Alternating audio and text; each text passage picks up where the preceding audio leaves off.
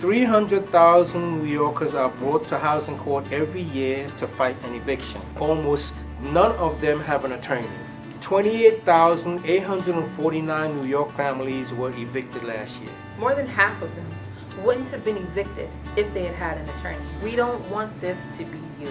Let's work together so that this can't be you, me, or any of us. At a time of heightened inequality, the tale of two cities play out in housing court like nowhere else. As New Yorkers, it's our job to fight inequality. The most important thing we can do is pass a law making it a right for tenants to have an attorney in housing court so that people can stay in their homes. There is no law that provides for a right to counsel for tenants anywhere in the country. New York City could be the first to pass a law like this. New York could lead the nation.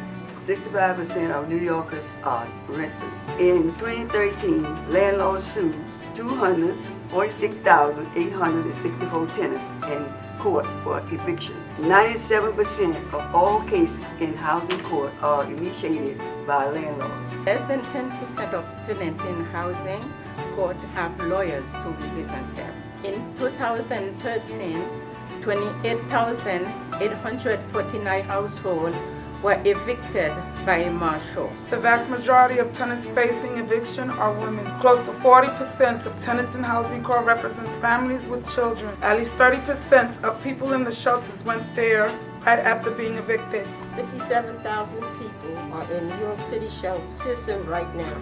With few affordable housing options, the average length of shelter stay for families with children is up 10% to a record 375 days.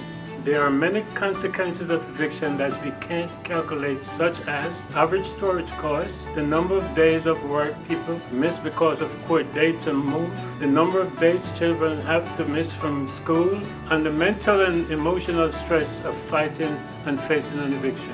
But we can calculate the impact of eviction on affordable housing. 52% of all tenants evicted last year were evicted from rent-stabilized apartments. After an eviction, rents in rent-stabilized apartments can legally be increased by at least 20%. We have an eviction crisis in New York City. This eviction crisis is also a mental health crisis. The anxiety and stress of housing insecurity for so many New Yorkers cannot be underestimated.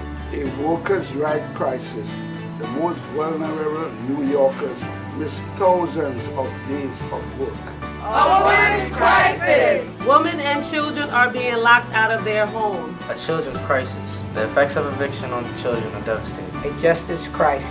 Every year more than half of all evictions could be prevented if tenants had attorneys. A community crisis. Evictions destabilize our neighborhoods and communities. An equity crisis. Right now we live in a city where you can stay in your home if you can afford an attorney.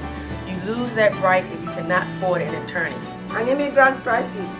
Discrimination of language and national origin is rampant in housing courts. Undocumented immigrants are less likely to fight for their rights in housing courts and therefore more likely to be evicted. Una crisis de vivienda asequible. Abrumadoramente, las y los inquilinos están siendo desahuciados y desahuciadas, fuera de las opciones de vivienda más asequibles que tienen. Una prueba de nuestras prioridades. En 10 años nadie estará pensando sobre cuánto nos cuesta financiar el derecho a la representación legal. Habremos sido devastadas y devastados por el costo de lo que esto significará para las y los residentes de Nueva York si no actuamos ahora.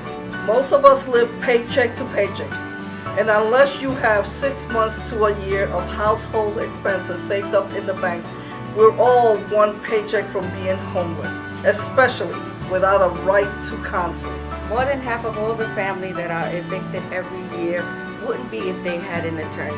Shelter costs, rehousing costs, storage costs. Funding rights to counsel would save us money. Right to counsel is an investment in our city's future. Right to Counsel is a statement about our commitment to a diverse, equitable, and vibrant city.